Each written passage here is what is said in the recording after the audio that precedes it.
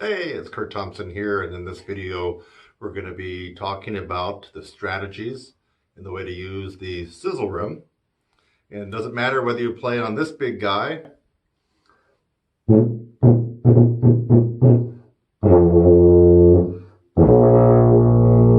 or if you play high notes on this guy.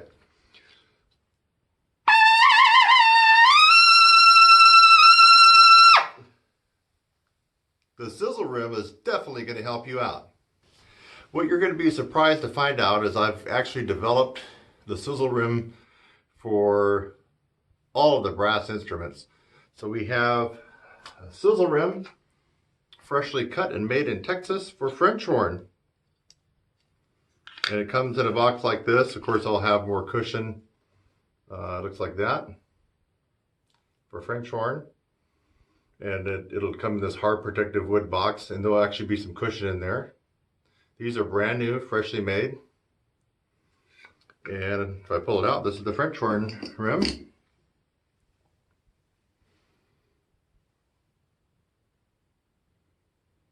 And I'm going to go over these. The strategy is going to be the same for all of them. So that's the French horn sizzle rim. Next in the lineup, of course, would be the trumpet sizzle rim. You've already seen this one because I've had it going for a while, about a month or so, maybe a month and a half. That's the trumpet one. New to the game, along with the French horn, is the trombone sizzle rim and euphonium.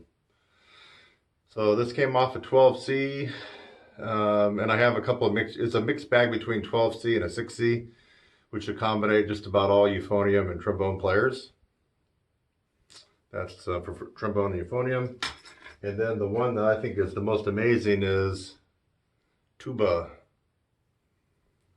Yeah, so this tuba is, I believe, off an 18 Bach prototype, which is a very standard rim for tuba. Or if you're a euphonium that plays on an extra large mouthpiece or a bass bone, I mean, this could also be right up your alley. Okay, so we've gone through the rim now for all the brasses. You might be wondering, well, what am I supposed to do with that rim? Why would I want to get one? Why would I want to start working on it? What I would say to you is anything that can even make you a couple percent better and more efficient, improve your tone, help you become more flexible, gain endurance, and even strengthen your chops, even if it's just a couple percent points, you got to do it. Because we need every advantage playing brass instruments. It's not like piano where you can be tired and have had no sleep and you just plunk your hands down and all the notes are right there. That's not how a brass instrument playing works, and I believe that you guys know that. So we need every advantage in our court. And the sizzle rim and rim buzzing is just one. It's a new one for a lot of people. It's relatively new to me. I've been doing it for about 18 months with considerable success. And what benefits have I enjoyed? I've enjoyed an improved sound, a bigger sound. I believe I'm a lot more efficient now because I'm getting the vibration to happen all across the lips rather than just pinched on one side or just pinched in the middle. The vibration is going all the way across. And yes, it actually has helped my range. It's helped the notes that were squeaky before become real notes. So these are the benefits that I've enjoyed, along with some other students of mine that I've been introducing it to. You can enjoy the same benefits. There's just no question. Let's put it this way. You will not get worse by getting the sizzle rim and working on it. You will not get worse. You will not stay the same as you are right now. You will only improve. Whether it's all the areas I just mentioned or just one, you will have some improvement. How does this improvement happen? It happens because you're vibrating all of the surface of the lips, and you can see that vibration when you put the sizzle rim up. See if I can get the light on it.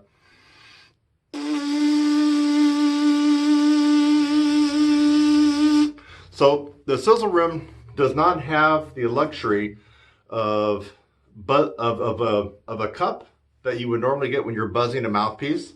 That actually is a crutch. That actually helps you out. Sizzle rim is harder buzzing than buzzing the mouthpiece by itself, and you get more of a benefit.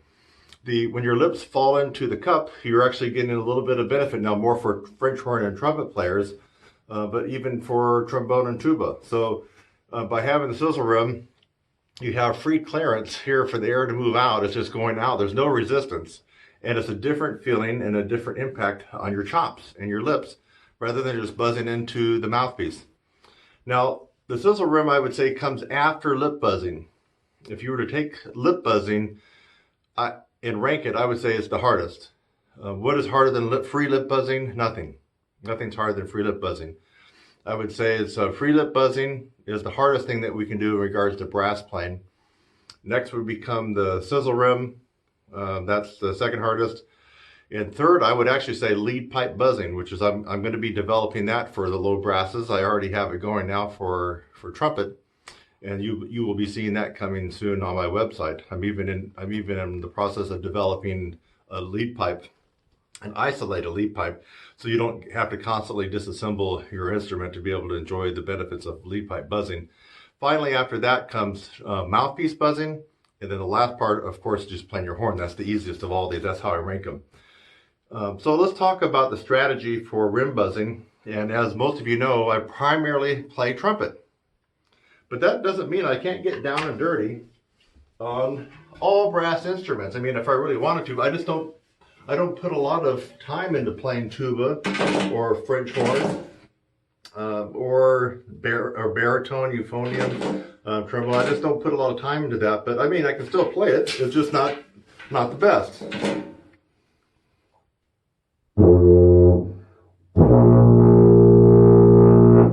That's a decently loud, big, rounded, warm, dark, low B flat right below the staff.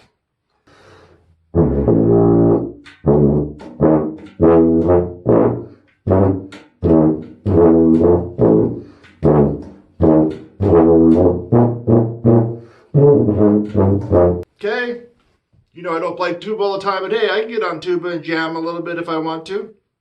I can play some low notes. I can get up in the upper range where most tuba players cannot.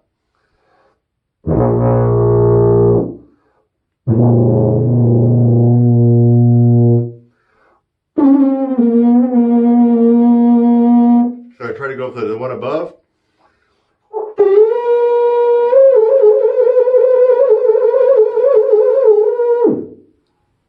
I bet most of you cannot do that who play tuba. Okay? So, I do play tuba. I play all the brass instruments. And even more so than playing all the brass instruments, I teach all the brass instruments. And that gives me the authority to teach you, no matter what brass instrument you play. I'm sure I have the right path and course for you to take when it comes to brass instrument playing. Let's get back to the topic of rim buzzing. So,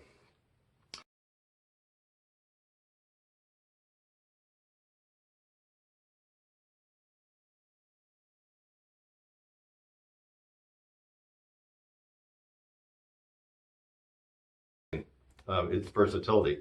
Now, the other thing is I've thought of something, and I've been kind of messing around with this lately since I've had these other instruments, and I've noticed that even bigger benefit from using all of them. And so I'm going to be selling on my website the ability to get all sizzle rims. It's going to come in a box like this. Let's see if I can show this without them falling out. You see them there? You got the tuba, the euphonium, baritone, the trumpet, cornet, and the French horn. All brass, folks. I'm going to sell the whole shebang like this. Because if you think about it, no matter what instrument you play, if you play tuba, yeah, if you get the whole combo, you're going to buzz on this every day. But what about twice a week, you just hit it a minute or two on trumpet? How about twice a week, you hit a little bit on bone? How about if you're a tuba player, maybe once a week you hit the French horn? What's going to happen is you're going to cause a catalyst of growth.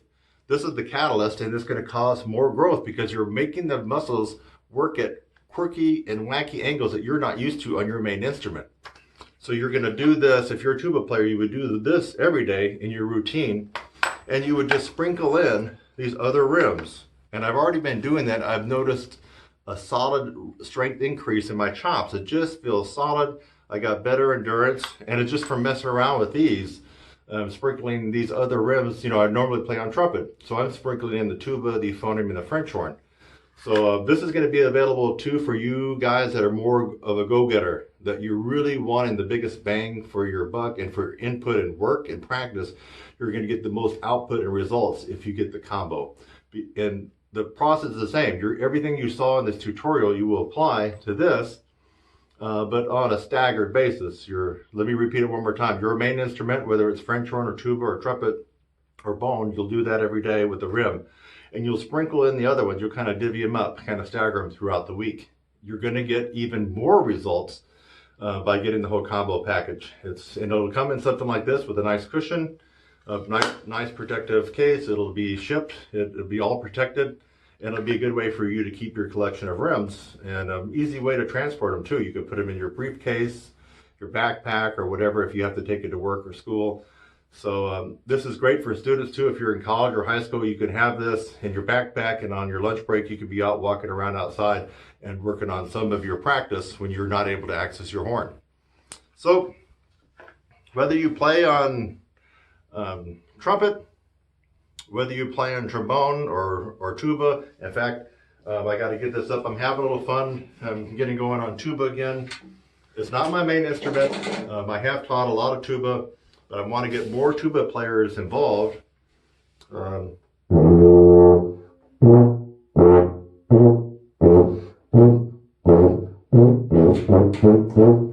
Tuba, I'm having a little fun with that. And trombone, yes, I can baritone all the way up to this guy.